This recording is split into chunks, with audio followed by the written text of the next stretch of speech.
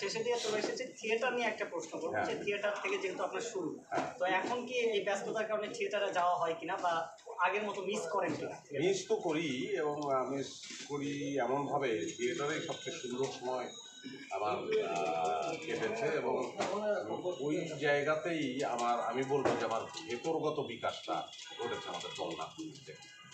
এক্ষেত্রে আমি আমার গুরু তালিকানন্দের স্মরণ করতে চাই। উনি আমার জীবন শিক্ষক। ওনার কাছ থেকে আমি অনেক কিছু পেয়েছি, অনেক কিছু ওখানে বেড়ে ওঠা সোজা কথা।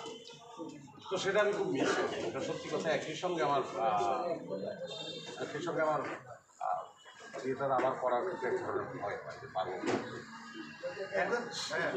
একদম মোশাররফ করিমের কাছে নাটক সিনেমা এই দুটোকে আসলে আমি আসলে তো আমরা যে ক্যামেরায় যা করি সেটা সেই নাটকটাও কিন্তু আসলে সিনেমা ফিল্মিং মুভি, তো ক্যামেরা ইউজ হচ্ছে। এখন এটাতে যেটা হয় সেটা হচ্ছে যে এটা কেমন করে করা হচ্ছে, তার সীমাবদ্ধতা কত।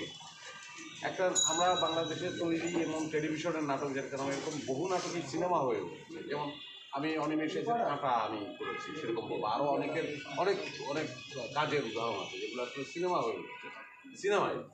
কিন্তু ব্যাপার হচ্ছে যে আমরা আসলে এটা বানাচ্ছি কেন, একটা নাটক বানানোর ক্ষেত্রে আমরা আসলে কী কী ব্যবহার করতে পারছি। নাটক বানানোর ক্ষেত্রে যে যে জিনিসগুলো যেভাবে ব্যবহার করার কথা ফিল্ম করার ক্ষেত্রে সেইটা তো নাটকের ক্ষেত্রে আমরা পুরোপুরি পারছি। সাউন্ডের যদি কথা বলি, কালারের কথা বলি, এডিটের কথা বলি, হ্যাঁ, মিউজিকের কথা বলি, সব ক্ষেত্রে তো ততটা পারছি না যতটা একটা ফিল্মের ক্ষেত্রে আমরা পাচ্ছি। পার্থক্যটা অত।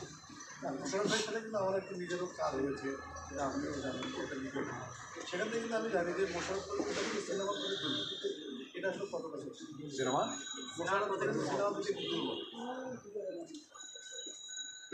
সিনেমার প্রতি আলাদা করে দুর্বল আমি বলবো না, কিন্তু সিনেমা তো করতে চাই আমি, কিন্তু চাওয়াটা যে আমার যে ভাবনা, আমার যে টেস্ট বা আমার জীবনের ধরন তার সঙ্গে না মিললে তো ওই প্রথমে একটা কথা বলেছি যে আমি কখনোই পেয়েছি না। ভালো লাগলেই ভালোবাসবো, ভালো না লাগলে কেমন করে ভালোবাসবো, জোড়াজুড়ি হয়ে